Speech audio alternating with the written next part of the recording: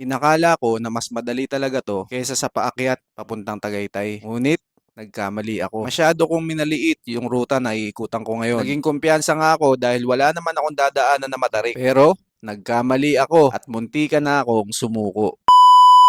Alas 2 ng hapon at ready to take off na nga kami ni Max. Pero paglabas namin, bigla namang umulan. Paglipas ng ilang minuto, tumila din naman. Kaya hindi na ako nagdalawang isip at nag-take off na kami.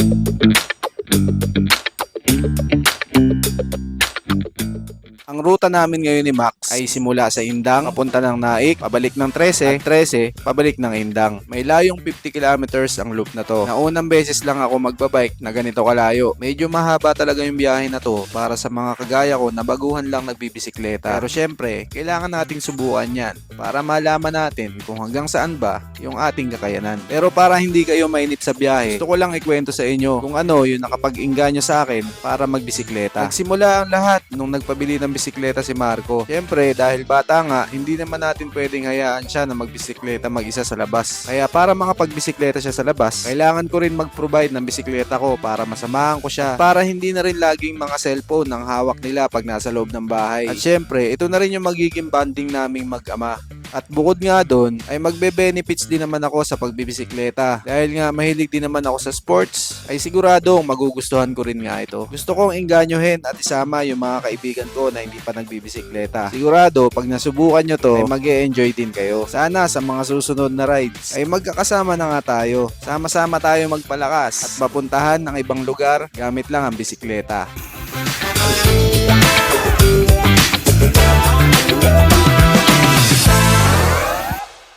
Ang daan na to ay Barangay Banaba papuntang Naik. Hindi ko alam kung kailan nagawa itong daan na to. Halos wala nga akong nakasalubong pagdaan ko dito. Kaya naman naisip ko, pag na-hold up ako dito, wala na nga pwedeng makatulong sa akin. Hindi na lang ako nag-isip ng negative at tinuloy-tuloy ko na nga lang ang pagpadyak. Medyo madali lang itong papuntang Naik dahil nga pababa. Ang problema lang, pag pababa, ang nangangalay sa akin yung balakang. Kaya kahit pwede namang hindi pumidal, pumipidal na lang din ako para mawala yung ngalay. Tingnan nyo naman kung gaano kaganda yung view. Talagang may enjoy mo kapag sa bisikleta ka nakasakay. Tumigil muna ako dito saglit para mag-picture-picture. Pero napansin ko nga na madilim na yung langit doon sa pinanggalingan ko. Kaya nagpadali na akong umalis dahil aabutan na ako ng ulan.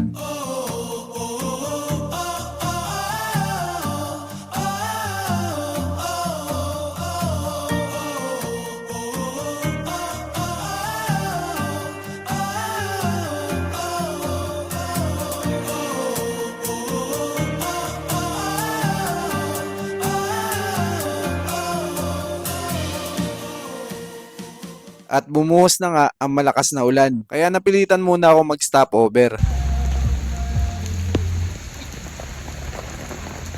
Pero hindi na ako nagpatila dahil nga aabutin ako ng gabi. Kaya naman kahit umuulan, nilusob na namin ni Max.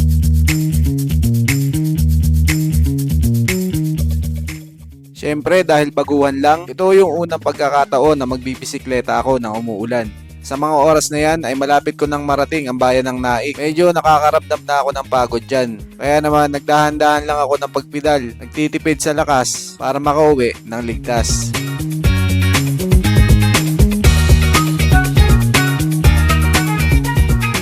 Maya-maya nga ay narating ko na ang bayan ng Naik. Sakto, tumila na rin ang ulan. Kaya naman nakapag-picture at video din ako dito sa kanilang Welcome Naik na monumento. Tumigil lang ako ng mga 5 minuto tapos umalis na rin ako. Sunod na destinasyon ay 13 bago ba abutin ng gabi.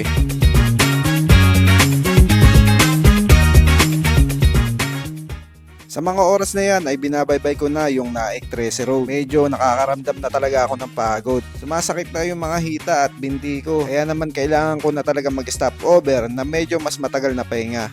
Dito sana ako magpapahinga sa bahay ng kaibigan ko. Kaso wala naman siya nung pinuntahan ko sa bahay. Kaya naman umalis na rin ako agad at naghanap kung saan pwede magpahinga. Sa di kalayuan ay nakita ko nga itong tindahan ng mga merienda. Kaya dito na ako nag-stop over. At syempre, kumain na rin ng merienda para makabawi ulit sa lakas na nawala. Pagkatapos ng 10 minuto na pahinga, nagpatuloy na ulit ako sa pagpadyak at narating ko na nga ang SM13. Grabe, ramdam na ramdam ko na yung pagod. Pero naisip ko, konting-konti na lang talaga, makakabalik na. Parang nagsisisi na ako kung bakit umikot ako ng ganong kalayo. Pero walang magagawa, kaya nagpatuloy na lang ako sa pagpadyak.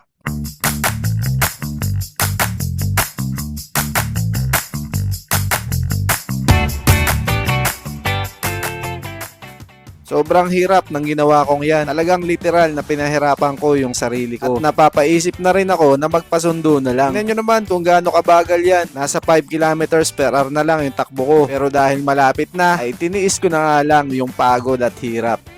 Nagkakrams na yung binti ko mga boss. Nandito pa lang ako sa Rehina. Siguro mga ano pa to, mga 8 kilometers pa bago makarating sa bahay na puro paakyat. Dahil nga magagabi na, ay nagbukas na din ako ng mga ilaw para makita tayo ng mga sasakyan sa likuran. Huling tigil ko na to dito at didire-diretsuhin ko na to hanggang sa bahay. Let's go!